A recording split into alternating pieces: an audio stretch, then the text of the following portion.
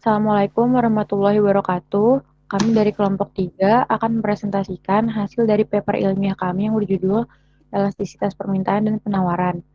Yang terhormat Bapak Muhammad Anwar Fatoni, LCMA, selaku dosen mata kuliah Ekonomi Mikro Islam. Sebelumnya saya akan memperkenalkan anggota dari kelompok 3 terlebih dahulu. Yang pertama ada Anggita Kristuti Fauzia dengan NIM 44, kemudian ada Firatasya Fitri Handika Fairul dengan NIM 45, kemudian saya sendiri, Nailah Meliana Dara dengan NIM 51, dan Syaika Najah Jamal dengan NIM 52.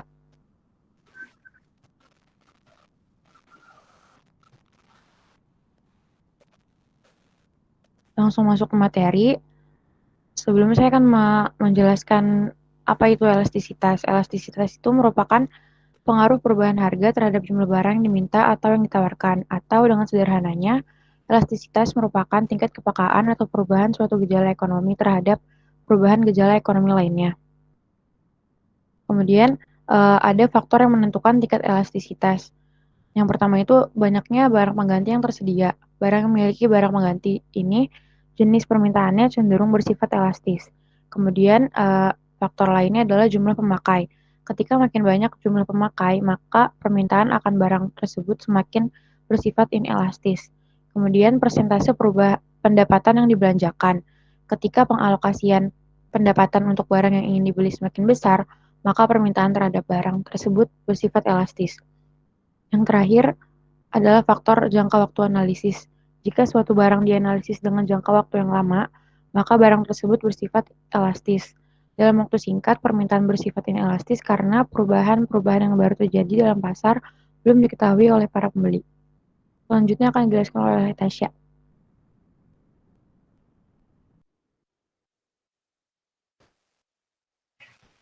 Elastisitas permintaan. Elastisitas permintaan yaitu mengukur seberapa pekannya jumlah barang tertentu yang diminta apabila harga barang tersebut berubah-ubah. Hukum permintaan mengatakan bahwa menurunnya harga suatu barang meningkatkan jumlah permintaan dan sebaliknya. Besarnya perubahan permintaan karena adanya perubahan harga tidak diketahui seberapa besar efeknya. Yang diketahui hanya perubahan jumlah yang diminta atau ceteris paribus. Next. Elastisitas permintaan dibedakan menjadi 3 macam. Yang pertama ada elastisitas permintaan harga, yaitu mengukur besarnya perubahan permintaan karena adanya perubahan harga menunjukkan perubahan jumlah. Yang kedua ada elastisitas permintaan pendapatan, menunjukkan batas besarnya perubahan permintaan terhadap suatu barang sebagai akibat dari perubahan pendapatan pembeli. Yang ketiga ada elastisitas permintaan silang, mengukur jumlah permintaan suatu barang berubah terhadap perubahan harga barang lain.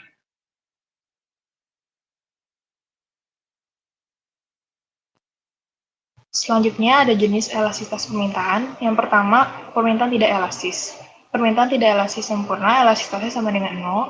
Permintaan tidak elastis, elastisnya sama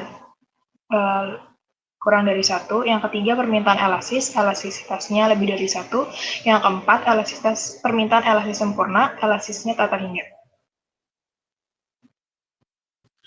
Selanjutnya, manfaat elastisitas permintaan. Yang pertama, di bidang perpajakan. Jadi, apabila suatu barang diketahui memiliki sifat elastis, pemerintah cenderung tidak akan meningkatkan pajak atas barang tersebut. Yang kedua, kebijakan impor. Apabila suatu barang impor bersifat elastis, di mana harga barang naik mengakibatkan penurunan barang permintaan lebih besar dari harganya, maka pemerintah akan berusaha menyediakan barang tersebut. Yang ketiga, strategi penetapan harga atas barang. Apabila suatu barang bersifat elastis, kebijakan menaikkan harga adalah langkah yang tidak tepat karena menurunkan penerimaan.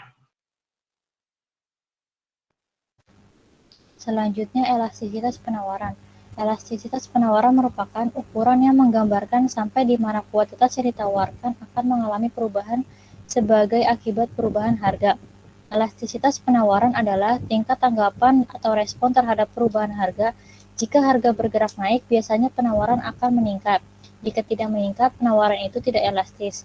Penawaran dikatakan elastis jika kenaikan harga juga diikuti kenaikan produksi.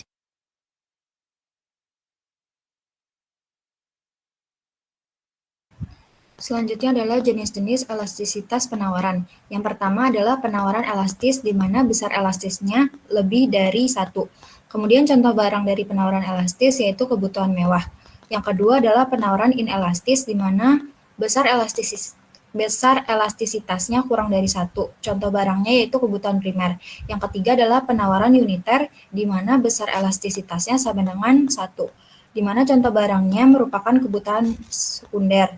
Lalu yang keempat adalah penawaran elastis sempurna, di mana besar elastisnya tak terhingga. Dan contoh barangnya yaitu kebutuhan dunia seperti gandum dan minyak. Kemudian yang terakhir adalah penawaran inelastis sempurna, di mana besar elastisitasnya sama dengan 0, dan contoh barang dari penawaran inelastis sempurna ini adalah kebutuhan tanah dan air mineral. Selanjutnya, faktor pengaruh elastisitas penawaran. Yang pertama, sifat perubahan biaya produksi. Apabila biaya yang dikeluarkan tidak terlalu tinggi, maka penawaran akan bersifat elastis. Yang kedua, jangka waktu analisis. Penawaran ini dapat dibedakan menjadi 3 periode waktu, yaitu masa sangat singkat, jangka pendek, dan periode jangka panjang. Yang ketiga, mobilitas faktor produksi. Jika faktor produksi memiliki mobilitas tinggi, produsen bisa menyesuaikan kapasitas produksinya sehingga penawaran lebih elastis. Yang keempat, stok persediaan. Apabila persediaan semakin besar, maka semakin besar pula elastisitas penawaran. Yang terakhir, munculnya atau menghilangnya produk saingan dan adanya terobosan untuk membuat barang baru.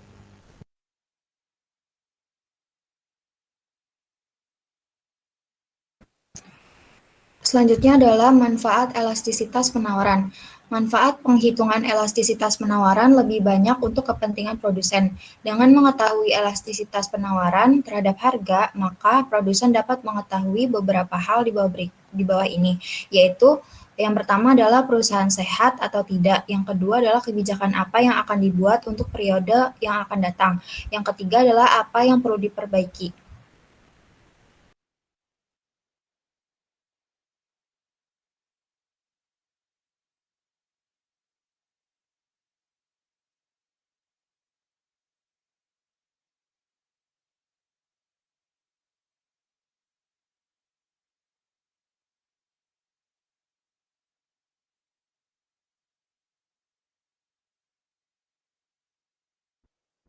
Sekian dari kelompok kami, kurang lebihnya mohon maaf. Wassalamualaikum warahmatullahi wabarakatuh.